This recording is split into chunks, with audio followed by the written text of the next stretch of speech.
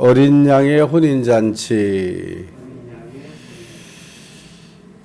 19장 이제 남은 말씀은 어린 양의 혼인잔치에 관한 말씀과 그리고 지옥에 관한 말씀을 이렇게 다루면 19장은 끝나겠습니다.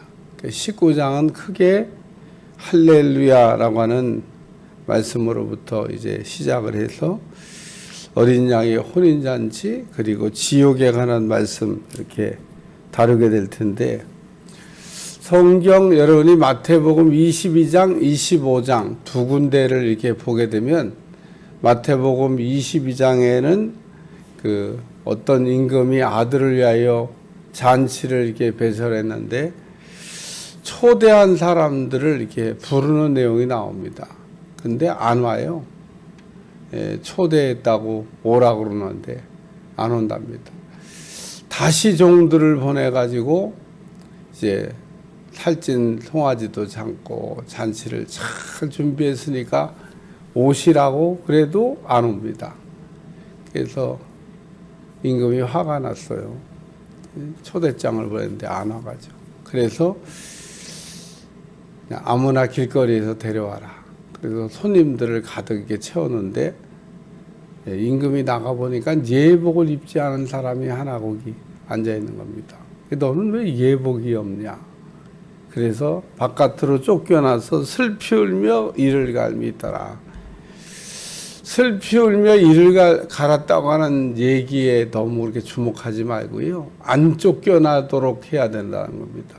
쫓겨나지 말라고 하는 건데 왜 쫓겨나고 슬피 울며 이를 갈아요? 안 쫓겨나면 되지. 예? 그래서 그 잔치가 이게 열렸는데 어떻게 잔치는 갔는데 예복을 안 입어서 쫓겨난 사람이 있다. 그래서 잔치가 열렸는데 초대받은 사람이 안 와가지고 그 초대받지 않은 사람이 잔치를 채우고, 잔치에 그래도 들어갔는데 예복은 입어야 된다. 뭐 이런 내용. 마태복음 25장에는 열처녀의 비유가 나옵니다. 열처녀가 신랑을 기다리고 있어요. 그러다가 신랑이 오니까 신랑이 온다. 그러니까 열처녀가 다 일어나 가지고 신랑 맞이할 준비를 하는데, 아이 미련한 다섯 처녀, 지혜롭지 못한 다섯 처녀가 등불이 꺼져가는 겁니다. 꺼진 건 아니고 꺼져가. 모자란다 그런 얘기입니다. 기름이 모자라서 신랑을 맞이하러 가기에는 충분하지가 않습니다. 그러니까 뭐 기름이 충분한 다섯 처녀에게 나누자고 그러는데, 나누면 너도 신랑을 못 맞이하고 나도 못 맞이하니까 기름가게 가서 차라리 사오는 게 낫겠다. 그래서 기름 사러 간 사이에 신랑은 왔고 그 혼인잔치의 문은 닫혔더라. 늦게 와가지고 문 열어달라고 하는데 문이 안 열렸다. 뭐 이런 내용입니다. 신랑이 오늘 찬송가에 보면 낮에 올지 밤에 올지 언제 올지 잘 모르겠다는데, 성경에는 한밤중에 온다고 이렇게, 그러니까 이 한밤중에 온다는 얘기는 사실 우리가 생각하지 않은 시간에 주님은 오신다. 그런 내용입니다.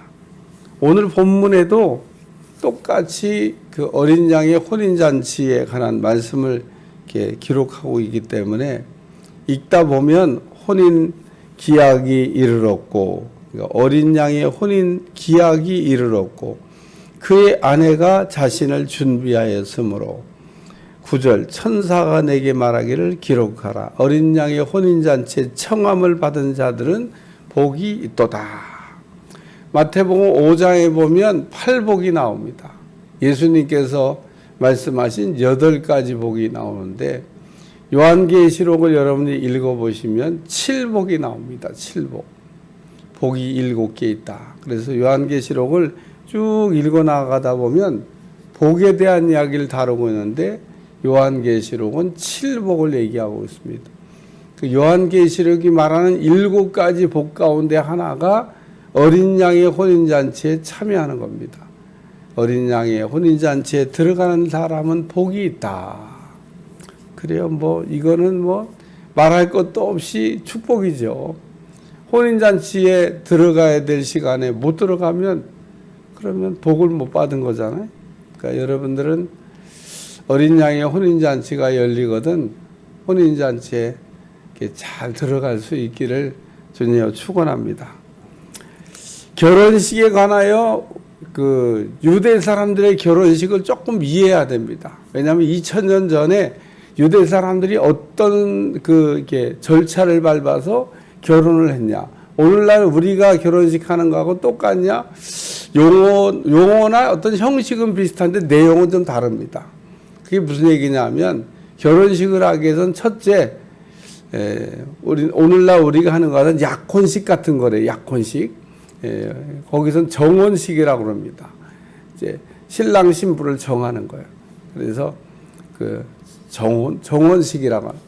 정혼식을 할 때는 그냥 우리나라 요즘 정혼식 할 때 뭐 가볍게 하잖아요. 가볍게. 이 정혼식 할 때도 아마 약혼 반지 정도 뭐 이렇게 가락지 끼는 거. 이게 주고받을 수도 있고 한일 수도 있고 뭐 어쨌든 그러나 약혼식 할 때 막 집 한 채를 뭐 사가고 가야 된다는 둥 뭐 이렇게 이 정도는 아니잖아요. 그러니까 약혼식 할 때 집 사갖고 가는 사람 봤어요. 그러니까 이제 약혼식 할 때는 부담 없는데 그 옛날에는 좀 부담이 됐어요.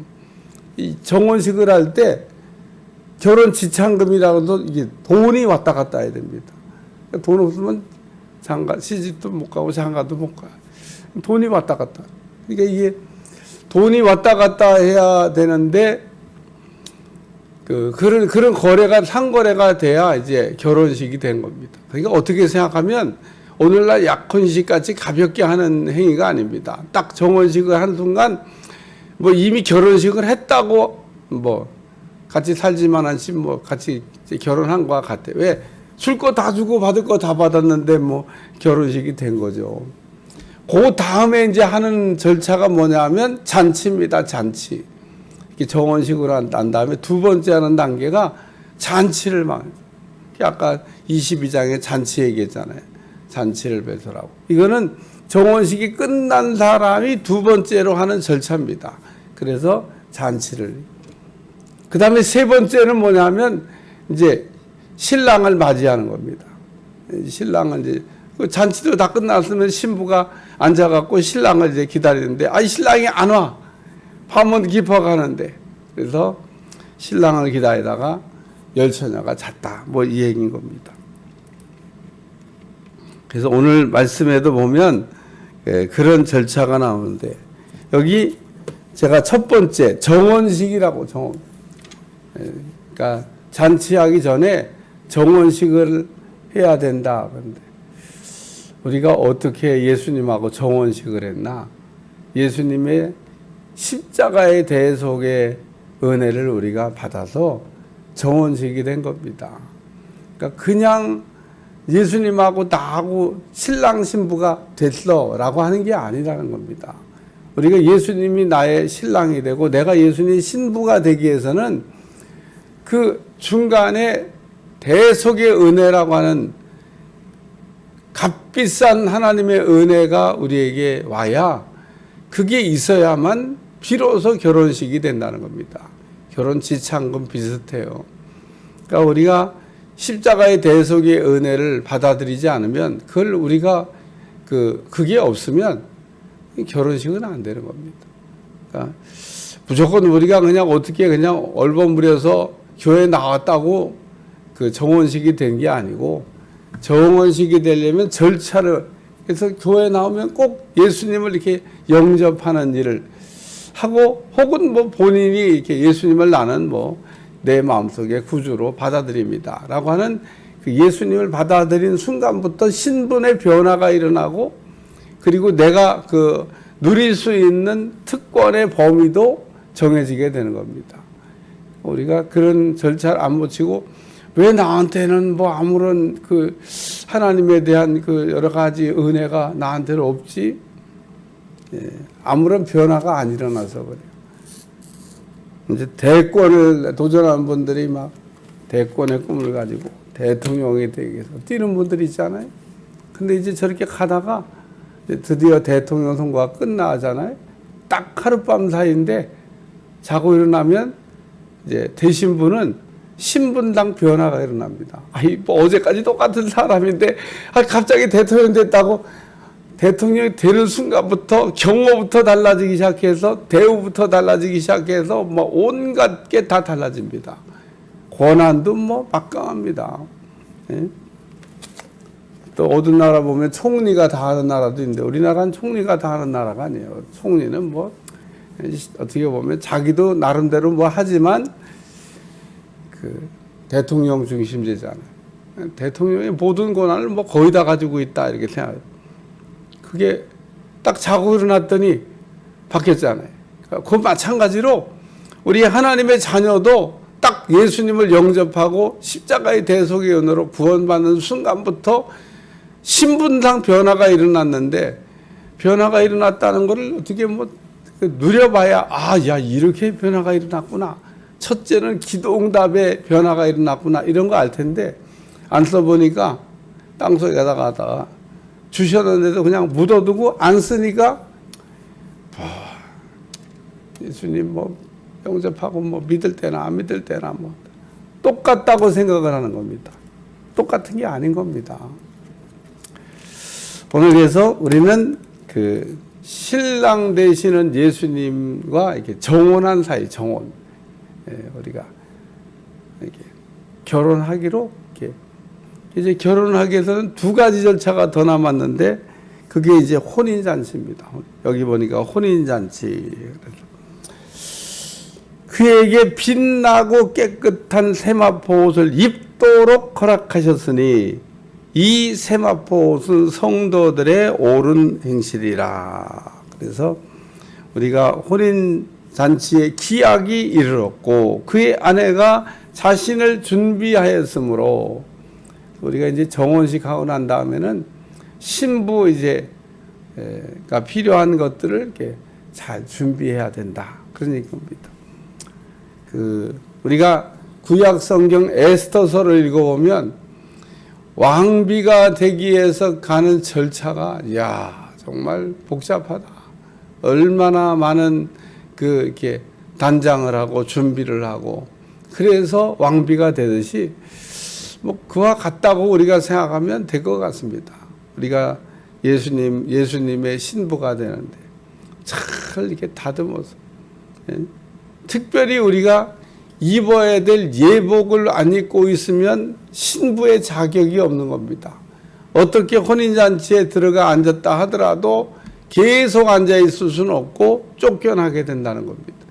그래서 우리는 예수님의 혼인잔치에 들어갈 때 십자가의 대속의 피로 값주고 사서 우리에게 입혀주신 의의 옷, 여기 옳은 행실이라. 오늘 우리가 하나님 앞에 우리의 의로 구원받는 게 아니고 예수님의 의로 우리가 덧입혀져야 되기 때문에 예수님의 의로 값주고 사신 의의 옷 우리가 입고 혼인잔치에 꼭 들어가야 된다는 겁니다. 세 번째는 혼인잔치에 청함을 받은 자들은 복이 있도다. 그러면서 혼인잔치에 청함 받지 못한 사람도 있는데 청함을 받은 사람 복이 있다. 그러니까 성탄절을 우리가 할 때 24일 날 성탄절을 합니다. 왜 24일 날 성탄 전야제를 하지? 성탄절은 25일인데 성경에 보면 저녁이 되고 아침이 되니 그래서 유대인의 아침 시작은 저녁 6시부터 시작해서 하루가 일과가 시작이 됩니다. 그러니까 우리나라 시간하고 성경에 말하는 시간이 달라요. 성경에서 말하고는 하루는 저녁 6시부터 하루가 시작이 돼요. 우리는 아침 6시나 뭐 밤 12시나 뭐 이때부터 하루가 시작된다고 얘기하는데 딱 12시가 넘어가면 시간이 바뀌잖아요. 근데 유대 사람들은 저녁 6시가 이제 하루 일과 시작이야.